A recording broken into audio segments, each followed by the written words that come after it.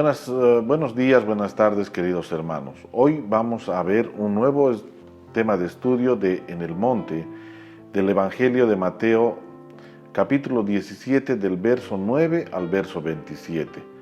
Si nosotros hacemos un estudio pormenorizado de este capítulo de Mateo, vamos a encontrar 4 temas especiales.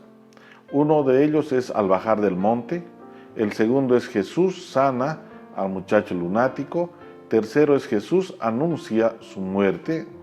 Y el cuarto es el pago del impuesto en el templo.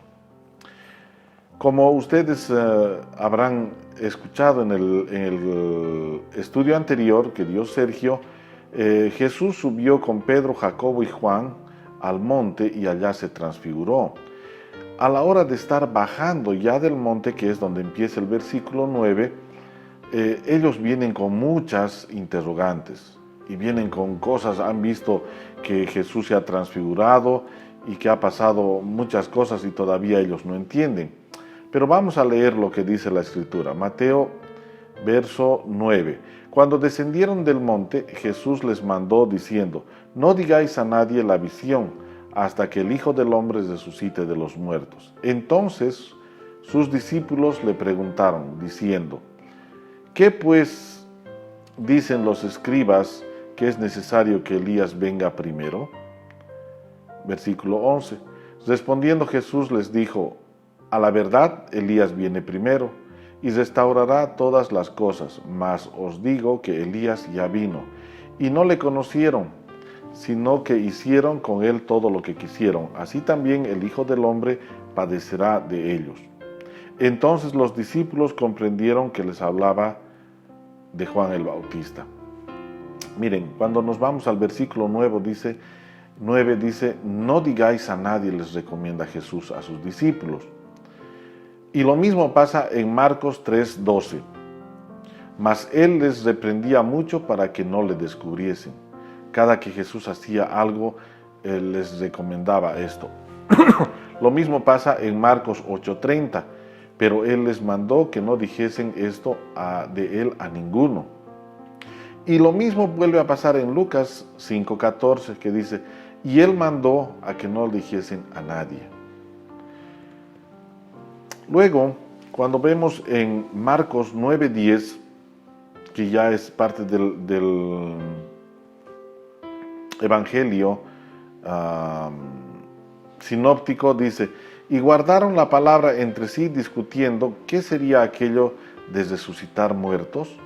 O sea, como les decía, ellos han quedado con muchas interrogantes y ahora están preguntándose: ¿qué es eso de resucitar muertos? Para ellos es una cosa muy increíble esto. Si vemos en el versículo 10, ya también dice: entonces los discípulos preguntaron, y hablan de Elías. Y hace una referencia en Malaquías 4:5 que dice: he aquí, yo os envío el profeta Elías antes que venga el día de Jehová, grande y terrible. Miren, los discípulos en este momento están hablando de Elías, que debería venir primero. Pero como no se había levantado ningún profeta en los últimos 400 años, desde la escritura de Malaquías hasta Mateo, entonces todo el pueblo estaba esperando que venga un nuevo profeta. Y la expectativa era mucha. Decían: va a venir alguien antes que el Mesías. Y ya le habían preguntado a Juan el Bautista, porque es el que primero apareció, y dice: ¿Tú eres el Elías? Y él dijo: ¿o eres el Mesías? Le preguntaron a Juan. Y él dijo: no, yo no soy el Mesías. Entonces, ¿podría ser el profeta Elías? Él también dijo: no, yo no soy Elías. ¿No? Entonces, nuestro personaje, Juan el Bautista, está negando que no es él, Elías, y tampoco era el Mesías. Entonces, a ver, vamos un poco a Malaquías 4:5 que habíamos leído ya antes. Y dice: he aquí yo os envío el profeta Elías antes de que venga el día de Jehová, grande y terrible.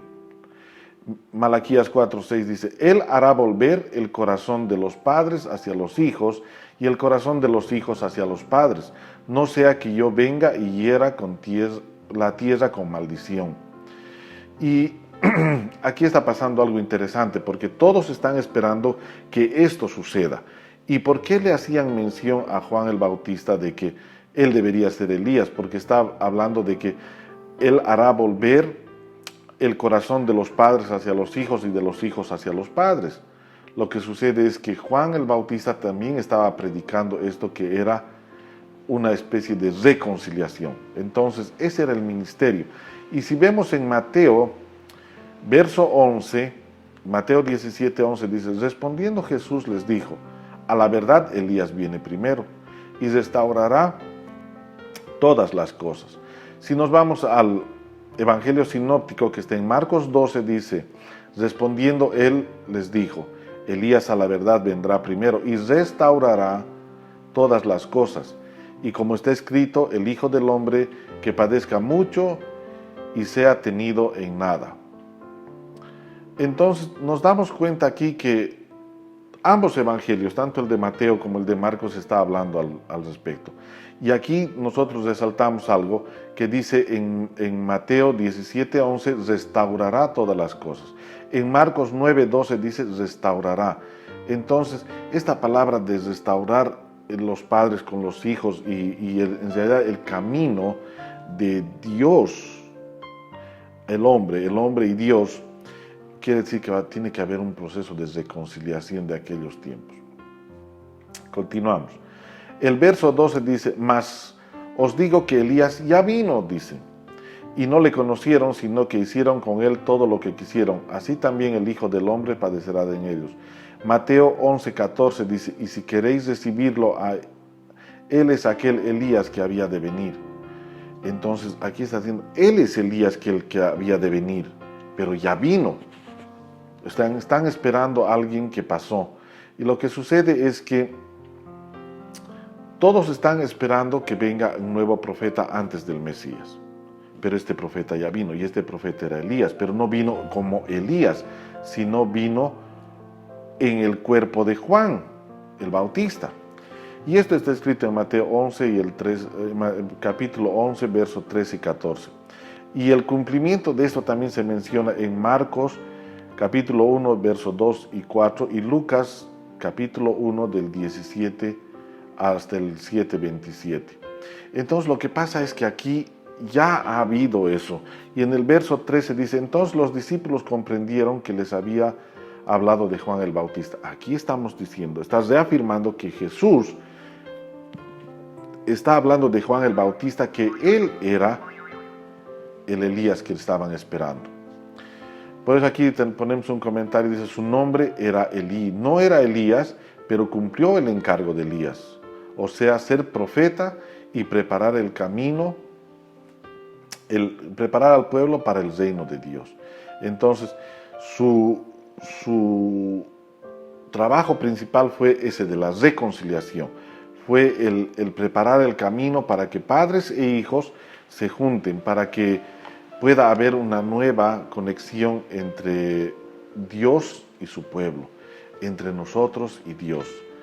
Esta es la primera parte en la que habla cuando los discípulos están descendiendo del monte luego de la transfiguración. Ahora vamos a pasar a la segunda parte. En la segunda parte de nuestro estudio vamos a hablar que Jesús sana a un muchacho lunático. Y empezamos con el verso 14. Cuando llegaron al gentío, vino a él un hombre que se arrodilló delante de él diciendo, Señor, ten misericordia de mi hijo, que es lunático y padece muchísimo, porque muchas veces cae en el fuego y muchas en el agua.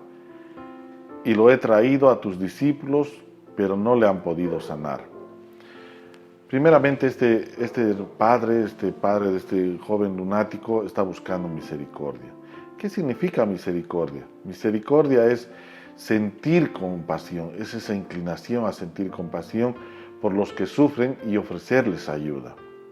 Y también está descrito misericordia en Salmo 51:1, que dice, ten piedad de mí, oh Dios, conforme a tu misericordia, conforme a la multitud de tus piedades, borra mis rebeliones. David está buscando misericordia para borrar sus rebeliones.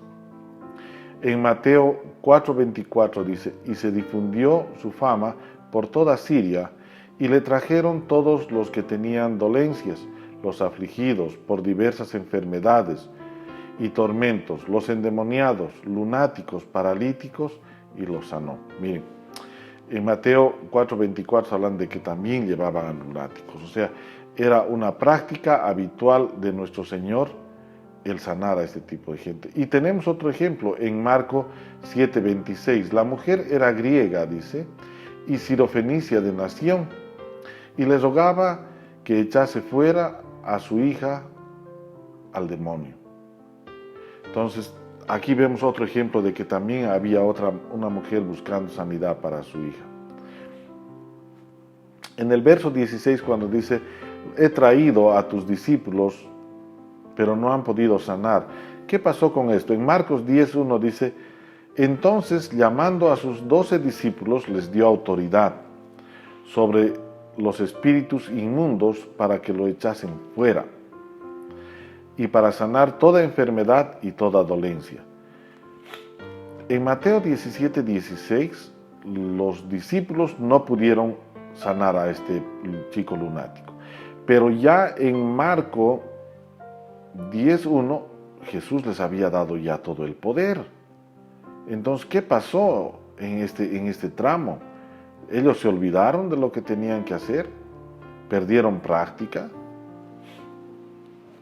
o tal vez hubo una conversación que diga entre los 9 que estaban abajo todavía antes de que llegue Jesús bajando del monte, dice, tú sanalo, no, mejor tú sanalo. No, es que no tengo mucha confianza en lo que va a pasar. No, sanalo tú, mira, es un caso difícil, pero yo sé que vas a poder. No estoy muy confiado, creo que va a estar difícil. Ya, pues entre que han estado discutiendo, posiblemente, estoy haciendo una historia, el padre dijo, bueno, no van a poder, y no pudieron, y al final el padre de este chico lunático lo llevó donde quien sí sabía, que en este caso era Jesús. Continuemos con la historia. Mateo 17:17 dice, respondiendo Jesús dijo, oh generación incrédula y perversa, ¿hasta cuándo he de estar con vosotros? ¿Hasta cuándo os he de soportar? Traédmelo acá. Y reprendió Jesús al demonio, el cual salió del muchacho, y éste quedó sano.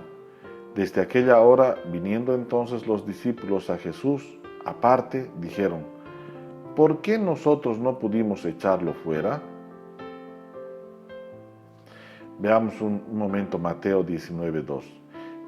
Y le siguieron multitudes, y le siguieron grandes multitudes, y lo sanó allá. Jesús era una persona que sanaba, y iban multitudes y lo iban buscando, y él siempre sanaba, no tenía ningún problema al respecto. Pero volvamos a la última parte que decía que, vamos a más adelante, cuando les dice, oh generación incrédula y perversa. Algunos comentaristas dicen que Jesús estaba refiriendo a sus discípulos, porque no habían podido sanar, eran una generación perversa, una gente que incrédula, dice, ¿no? Entonces, y él les llama la atención. Otros comentaristas dicen, en realidad estaba llamando la atención a la gente que estaba ahí, que buscaba antes, como los fariseos y los saduceos estaban buscando señales de Dios, y él no les dio. Pero son dos posiciones, a los discípulos o a los fariseos, saduceos o al pueblo en este momento que estaba ahí.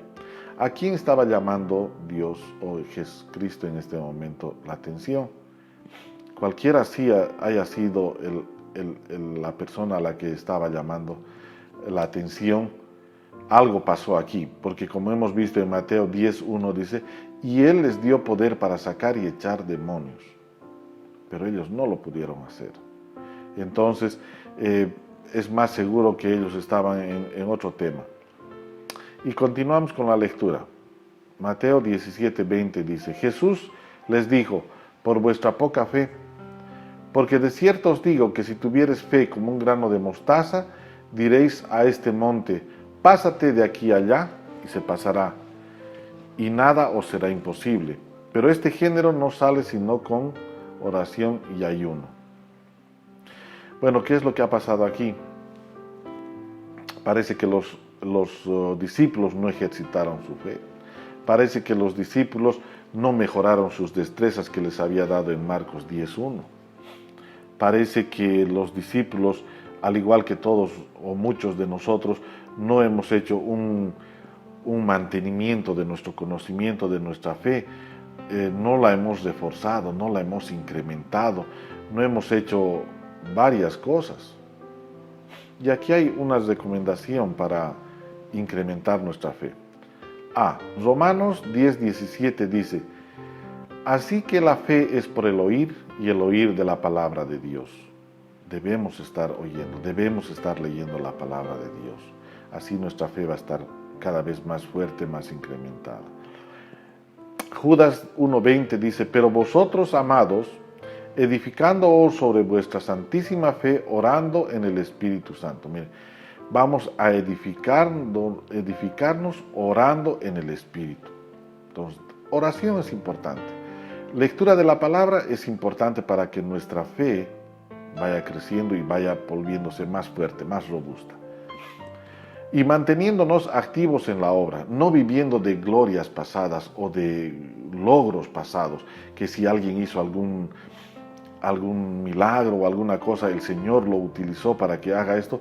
No podemos vivir de las glorias pasadas, tenemos que estar activos en la fe. Eso es importante, porque cuando vemos un milagro, cada vez que vemos un milagro, nuestra fe se aumenta, nuestra fe crece. Cuando Jesús hace alusión a el grano de mostaza, miren lo que dice en Marcos 4:31. Es como el grano de mostaza que cuando se siembra en la tierra es la más pequeña de todas las semillas que hay en la tierra. Dice que el grano de mostaza la semilla es la más chica de todas. Y cuando crece da un fruto muy grande. Así debería ser nuestra fe. Ni así ha llegado a ser la fe de los apóstoles y de los discípulos. Y eso es bien complejo. Y ya en la última parte, en el verso 21, dice: pero este género no sale si no es con ayuno y oración. Vamos a encontrar ayuno y oración en Isaías 58, verso del 1 al 12. Pueden leerlo, no está en esta presentación, pero si quieren saber cómo es el ayuno y oración, ahí van a encontrar. Y nuestro ayuno y oración debería ser con fe, revelación, fortaleza espiritual, etc. Y en estos últimos dos versículos nos está mostrando algunos principios de guerra espiritual, Jesús, cuando nos habla, ¿no? Y hablando de guerra espiritual, debemos estar conscientes de que hay niveles en guerra espiritual. Hay principados, potestades, gobernadores, huestes de maldad, etc. Hay estos niveles que para hacer guerra espiritual debemos ir conociéndolos y subiendo. Esta parte que acabamos de leer y de estudiar, que habla sobre el joven lunático, también está en los evangelios de Marco, en capítulo 9, y en Lucas también está en el capítulo 9. Habla de lo mismo, del niño lunático, y si quieren pueden continuar con eso. Pasando a la tercera parte, Jesús anuncia otra vez su muerte. Y leamos Mateo 17, verso 22 y 23. Estando ellos en Galilea, Jesús les dijo: el Hijo del Hombre será entregado en manos de hombres, y le matarán, mas al tercer día resucitará. Y ellos se entristecieron en gran manera.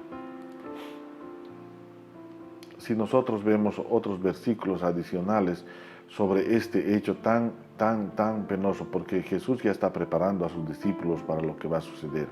Marcos 8:31 dice: y comenzó a enseñarles que le era necesario que el Hijo del Hombre padecer mucho y ser desechado por los ancianos, por los principales sacerdotes y por los escribas, y ser muerto y resucitar después del tercer día.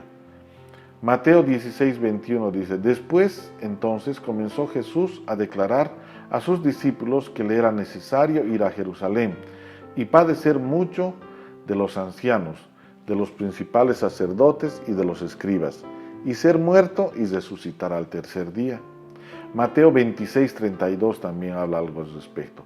Pero después de que haya resucitado, iré delante de vosotros a Galilea. Miren qué interesante, o sea, Jesús ya ha ido preparando a sus discípulos para lo que va a suceder y también les da una esperanza en Mateo 26:32 que dice, y después que haya resucitado, iré delante de vosotros a Galilea. Él se está anticipando a varias de las cosas que van a suceder. Y es tan importante el conocer estos pasajes y mensajes para que cuando suceda esto, nosotros, nuestra fe no vaya a decaer, no sabemos qué ha pasado, qué es lo que ha sucedido. No, el Señor ya ha escrito y ha dicho todo lo que va a suceder. Y si nosotros leemos su palabra, esto no debería asustarnos, porque ya deberíamos saber qué va a pasar. ¿Y qué va a pasar? Quiere decir que nuestra fe va a ser incrementada, más bien porque sabemos exactamente lo que va a pasar. No sabemos cuándo va a pasar, pero sabemos lo que va a pasar. Lo mismo sucede cuando venga el Apocalipsis.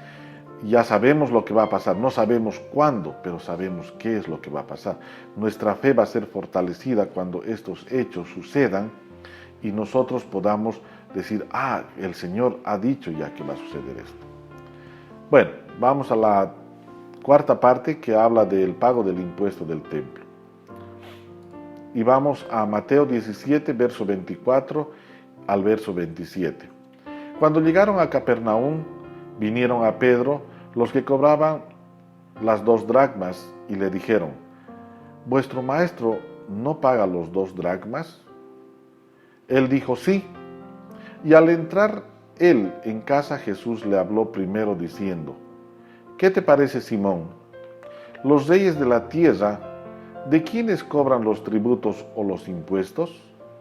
¿De sus hijos o de los extraños? En Éxodo, este impuesto que estaban cobrando para el templo, está descrito en Éxodo 30 del 15 al 16 y dice, ni el rico aumentará ni el pobre disminuirá del medio ciclo, cuando dieren la ofrenda a Jehová para hacer expiación por vuestras personas. Y tomarás de los hijos de Israel el dinero y de las expiaciones y lo darás para el servicio del tabernáculo de reunión. Eso es lo que está cobrando, el impuesto del tabernáculo. Y será por memorial a los hijos de Israel delante de Jehová, para hacer expiación por vuestras personas. Y estos recibían los sacerdotes. Continuando a la conversación que tenía Jesús con Pedro, Pedro le dice, de los extraños les responde. Jesús le dijo, luego los hijos están exentos. Sin embargo, para no ofenderles, ve al mar y echa el anzuelo. Y el primer pez que saques, tómalo y ábrele la boca. Hallarás un estaterio, tómalo y dáselo por mí y por ti. Lo que sucede es que en ese momento Jesús le está diciendo, a ver, Pedro, o Simón le dice en realidad, porque está hablando al viejo hombre, no a Pedro, le dice, Simón, ¿de quién cobran impuestos los reyes? ¿Del pueblo o de su familia? Y Pedro le dice, del pueblo. Ya, pero nosotros no somos el pueblo, porque Jesús no era el pueblo, en realidad era un sacerdote, era el sumo sacerdote, pero para no ofender a los que en ese momento están cobrando, él le manda a Pedro a que vaya a pescar, a que vaya a lanzar el anzuelo, y en ese momento vaya a sacar un pez, y en ese pez iba a encontrar un estaterio, dice. Que estaterio vale como 4 dracmas, que eran lo suficiente para pagar el impuesto del templo. ¿Y qué es lo que sucede para nosotros en este momento? Jesús también nos manda a hacer cosas, pero nos manda a hacer cosas que están en nuestra habilidad. ¿Cuál era la habilidad de Pedro? Era pescar.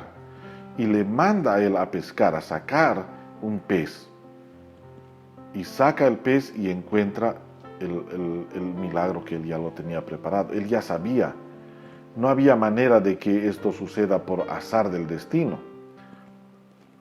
Esto ya sabía. Entonces, lo que pasa es que Jesús siempre nos trata de utilizar con las habilidades que tenemos.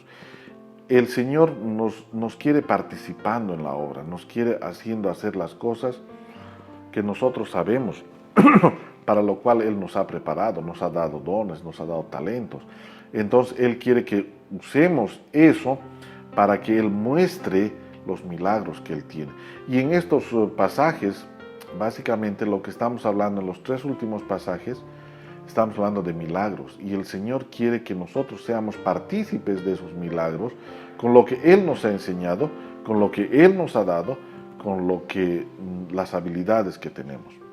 Y nosotros debemos ser obedientes en estar conscientes de que sí podemos hacer, de que sí es lo que Él dice, sí se va a hacer. Y nosotros debemos decir, en tu nombre lo voy a hacer. Y la gran enseñanza de esta porción de la Biblia que estamos leyendo del Evangelio de Mateo es eso: aprender a reforzar nuestra fe, aprender a usar los dones que nos ha dado y definitivamente a seguir a Dios en las cosas que nos ha dado. Hermanos, esta es la enseñanza que hoy les quería compartir. Oremos un momento antes de terminar. Padre amado, gracias Señor te damos por la enseñanza, porque sabemos que cada día tú nos tienes siempre un mensaje nuevo, siempre una enseñanza nueva, Padre, y hoy queremos pedirte que podamos reforzar nuestra fe. Ayúdanos, Señor, a que así hagamos y a que nos utilices como herramientas en la obra tuya, Padre, para que muestres tu poder a través de cada uno de nosotros. Gracias, Señor, te damos por este tiempo, por esta palabra, en el nombre de nuestro Señor Jesucristo. Amén. Gracias, hermanos. Hasta la próxima.